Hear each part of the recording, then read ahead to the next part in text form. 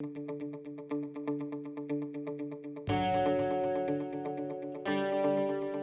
morning. My name is Chris Fox, and today we're talking about how to plot a sequel or a series. So, assuming you've written the first book, now what? Maybe you don't know where to go. Lots of people will write a book because they had an idea and they thought it was great, and they get to the end of it. And, sure, you've got a rich, vibrant universe and more stories are possible, but what do you do in book two? And where do you take things?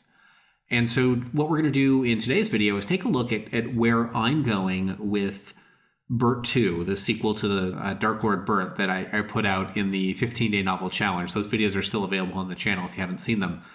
Well, basically, we documented every stage of how do you brainstorm from scratch a plot and then write the novel. So we did both those things. We have a plotting series, and then we have an actual writing series that documented the writing of the book. And of course, the book's now available on Amazon, and you can see the final product. Even the audiobook is available as well.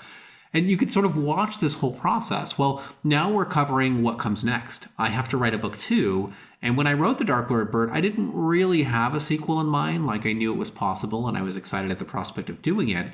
But I didn't have a hard rule like, oh, I'm going to do these things. The first book was not written to market. And the second book, I think, is going to be, where I'm looking at the market now and I see where Bert landed. And it's funny because if I'd worked a little bit harder, I could have made Bert really land squarely in its target market and probably have really blown up and done really well. But because we were doing it as part of a challenge and I didn't do any market research, I was unaware of that. So what I did this time around, the very first thing you're going to want to do as an author, if your first book is live in a series and you're now sitting down to look at the second book or third book or fourth or wherever you're at, start with the reviews. Take a look at the reviews for the book. You can do this on Goodreads and, put on your flame retardant suit before you go to Goodreads. But if you're going to go to Goodreads, look at the reviews and see what people have to say. They will shred your books and they'll talk about things that you did poorly and they'll talk about things that you did well. So if you look at the reviews on the Dark Lord Bert, they're very polarized. 3-star and 5-star. So I have some books where it's 1-star and 5-star. Fortunately, this is 3-star and 5-star. The 5 stars are people who just thought the series was great and they loved the tongue-in-cheek comedy. The 3 stars have 2 complaints. The first complaint is the tongue-in-cheek humor where I have a lot of pop culture references. And they don't like that. They don't like me, sort of having callbacks to things like Twilight and poking fun at it. It knocks them out of the story. They're not into it. And so what I have to decide for book 2 is how important is that structure? Do I want to keep it? Or can I relax on that and maybe have fewer pop culture references or no pop culture references to write a book that more people are going to like? And I'm actually going to end up doing the latter because, if I find one that I want to shoehorn in, I will. But I'm probably not going to do as many of them as I did in the first book because a lot of them landed flat. Some people laughed at those jokes, but a lot of people were put off by them. And the people who did laugh at those jokes also found the other stuff funny. So I'm going to kind of double down on the stuff that everybody liked. Anyway, that was the first problem. The second problem is that people wanted to see more rules. They wanted to understand what is this game world that Bert and Kid are in? Like, where are the players coming from? Is this a computer role-playing game? Is it some magical world? And they needed an answer to that question. And because I left that ambiguous, they were very upset. They wanted a full structure. And what they were asking for is I should have had a prologue at the beginning of the first book showing where the players were coming from so you knew what they were getting into.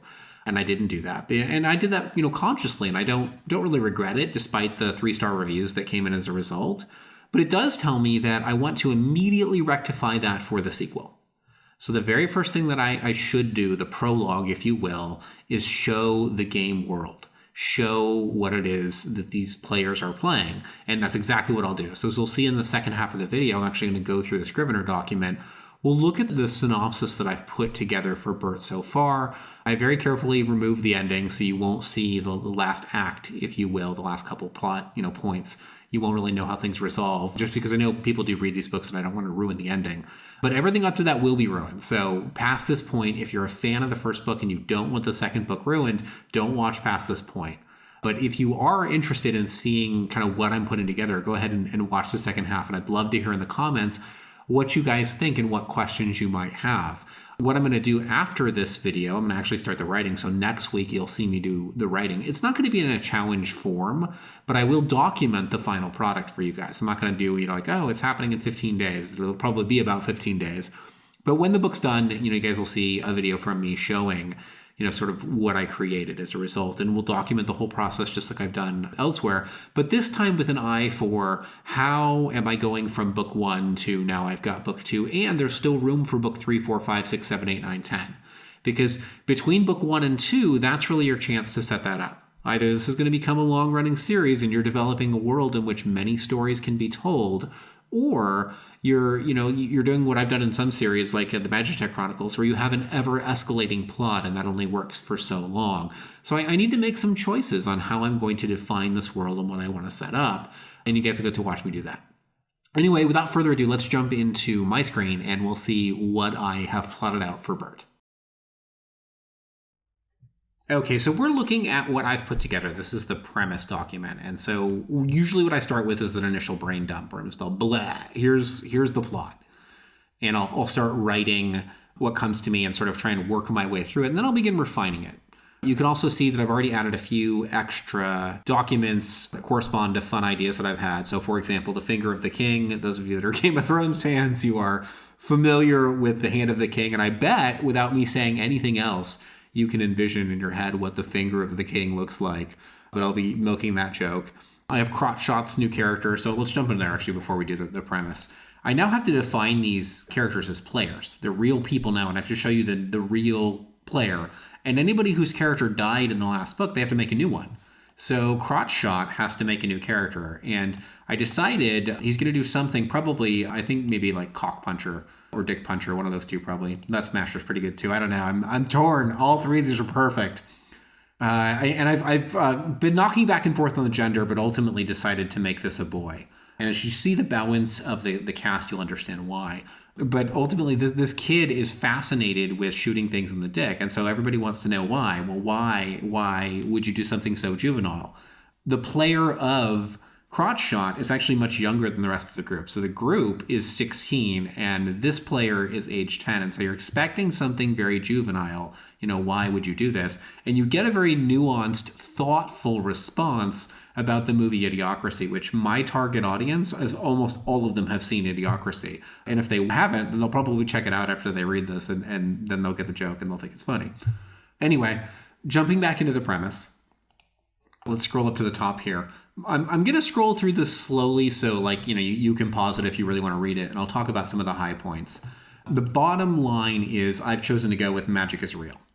Jack Chick, as it turns out, was right. So back in the 1980s, those of you who were geeks that slung dice back then, you had to be very careful about where you played Dungeons and Dragons because it was considered to be taboo, a bad thing. They thought we were Satanists and that, we were corrupting the youth and trying to get people to, practice dark magic. And there were lots and lots of things like that going around. Tom Hanks was actually in a movie called Mazes and Monsters where they pointed it, they said it was going to drive your child insane.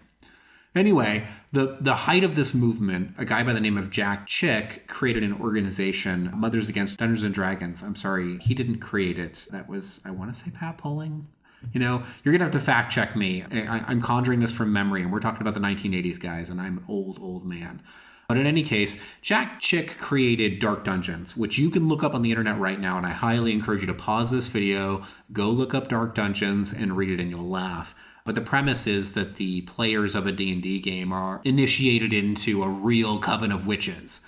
Well, I've decided that Jack is right and that that's true and that people who play a D&D, a lot of them, they use it as a recruitment vehicle for covens.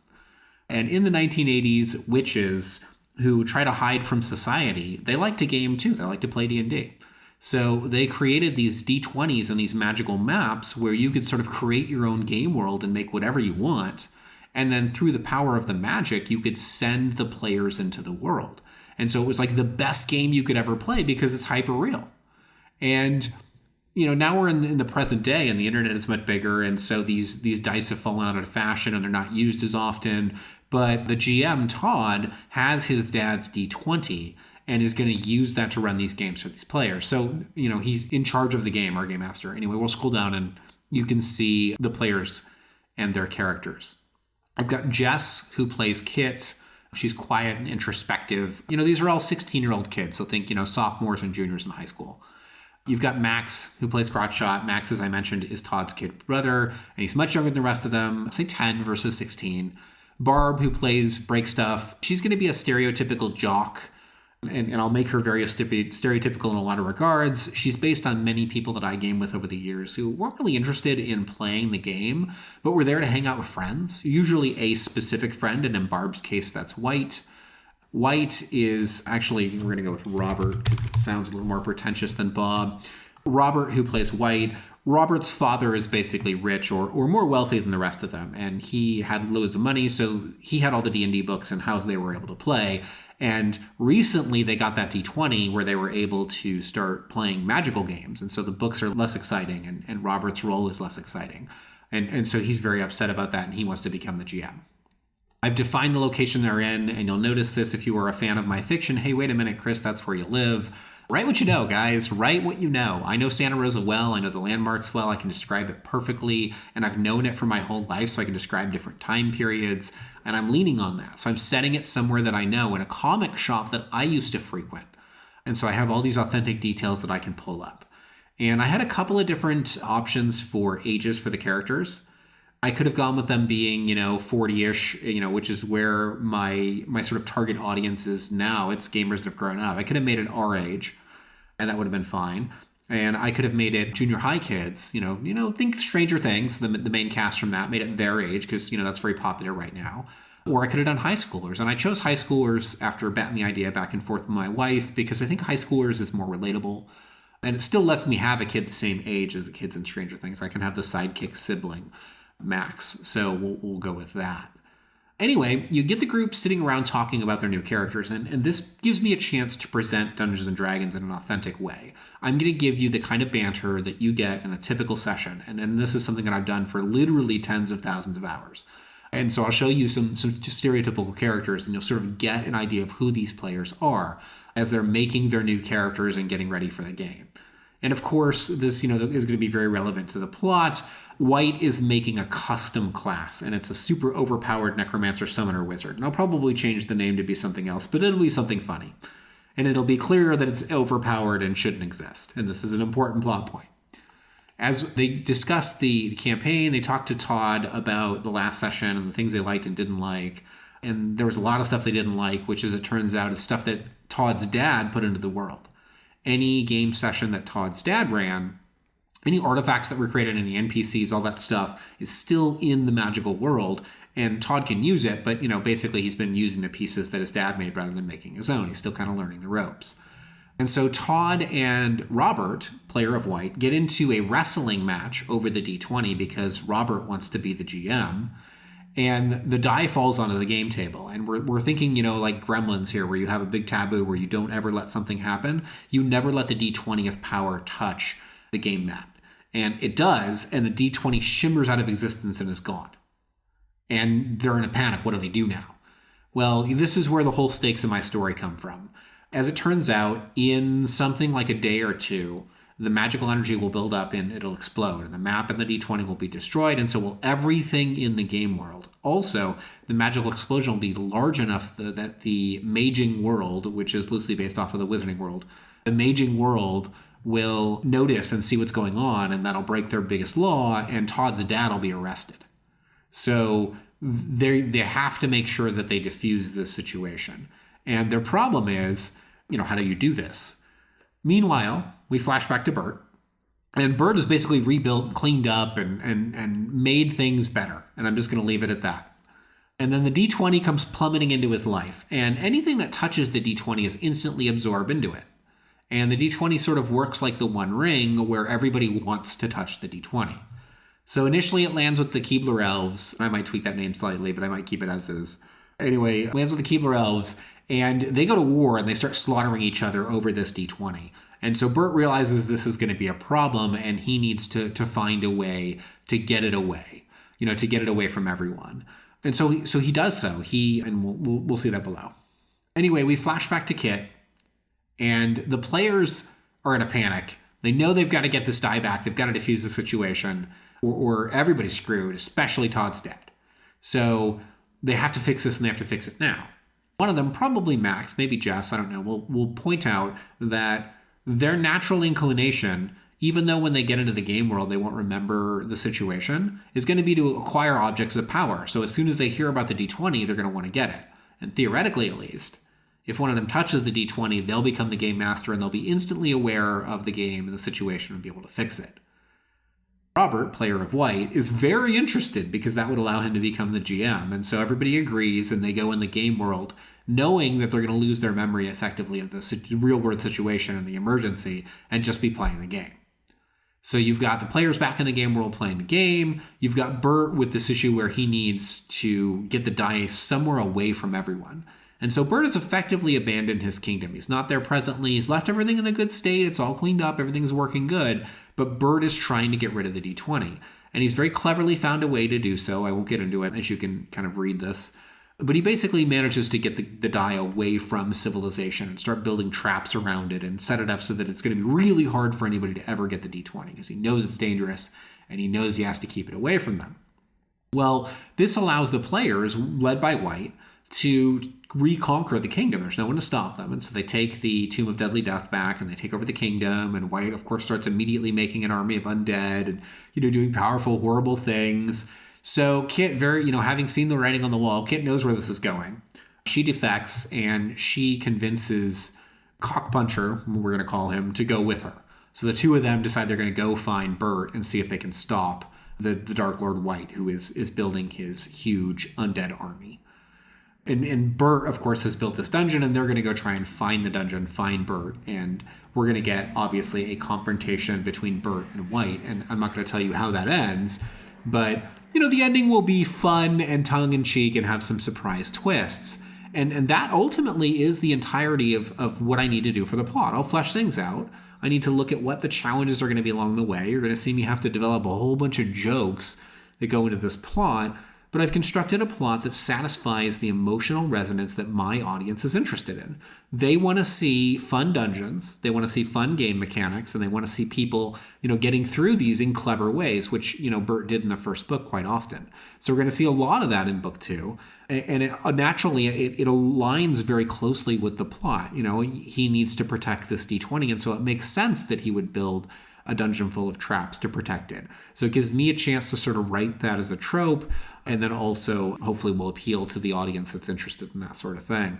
So anyway, that's a high-level look at the plot so far. There are some things, obviously, I'm not telling you, but I didn't want to spoil it for everybody. There will be future videos detailing more of the plot and the actual writing, so I'll make this a series and we'll do some follow-up. In fact, I may follow it up next week. I'm actually going to start writing this book tomorrow. So by the time you're reading this, I'm actually in the middle of writing Bert. And again, I'm not doing it as a standard challenge. I got to be honest, guys, I'm a little burnt out after having to write 10,000 words a day for 7 days. It just, So I'm slowing down a little bit, and I want to have fun with this. And so I'm just going to unplug, not have any clocks, and just, create something awesome that I have fun writing. This is my recharge project. Anyway, guys, I do want to get back to the writing, so I'm going to do that, and I will see you guys next week.